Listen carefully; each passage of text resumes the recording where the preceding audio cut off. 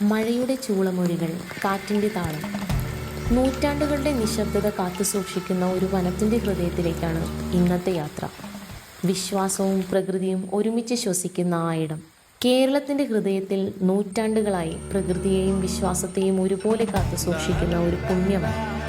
ഏകദേശം 52 ഏക്കറോളം വ്യാപിച്ചു കിടക്കുന്ന ആ അത്ഭുതവനം, അതാണ് ഈ കാവ്. പുരാണത്തിൽ വസുദേവരുടെയും ദേവകിയുടെയും 8ാമത്തെ മകളായി ജനിച്ച കുഞ്ഞിനെ കംസൻ വധിക്കാൻ തുടങ്ങുമ്പോൾ ആ കുഞ്ഞ് പെട്ടെന്ന് കയ്യിൽ നിന്നും തെന്നിമാറി ആകാശത്തേക്ക് ഉയരുകയും അവിടെ ഒരു നക്ഷത്രം പ്രത്യക്ഷപ്പെടുകയും ആ വന്നു വീണ വെളിച്ചം വീണ ആ ഒരു സ്ഥലത്ത് ദേവി വസിക്കാൻ വന്നു എന്നുള്ളതാണ് വിശ്വാസം.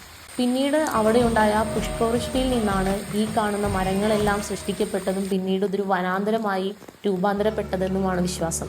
അന്ന് ആ ദേവി ഇരുന്ന സ്ഥലത്തെ പിന്നീട് ഇരുന്നോൾ കാവായും പിന്നീട് അതിനെ ഇരിഞ്ഞോൾ കാവ് എന്ന പേരിലും അറിയപ്പെടാൻ തുടങ്ങി. കൃത്രിമ ഗന്ധങ്ങളും സുഗന്ധ ലേപനങ്ങളും എല്ലാം വന്യജീവികളെ ആകർഷിക്കുന്നതിനാലാകണം പണ്ട് തൊട്ടേ ഇവിടെ സുഗന്ധമുള്ള പുഷ്പങ്ങളോ പൂജാദ്രവ്യങ്ങളോ സുഗന്ധ ലേപനങ്ങൾ ഉപയോഗിച്ചോ അമ്പലത്തിൽ പ്രവേശിപ്പിക്കാറില്ല. നിരവധി ഔഷധ സസ്യങ്ങളുടെയും വന്യജീവികളുടെയും പക്ഷികളുടെയും ആവാസ കേന്ദ്രം കൂടിയായ ഈ കാവ് സ്ഥിതി ചെയ്യുന്നത് ഏകദേശം പെരുമ്പാവൂരിൽ നിന്ന് 5 കിലോമീറ്ററിലാണ്. ബാലികാ സങ്കല്പത്തിലുള്ള പ്രതിഷ്ഠയായതിനാൽ തന്നെ ഇവിടെ വിവാഹ ചടങ്ങുകൾ നടത്താറില്ല. മഴ ചൊല്ലിയ കഥകൾക്ക് സാക്ഷിയായി ഈ കാവിൻ്റെ ചൈതന്യവും പച്ചപ്പും വർഷങ്ങളോളം മായാതെ നിലനിൽക്കട്ടെ.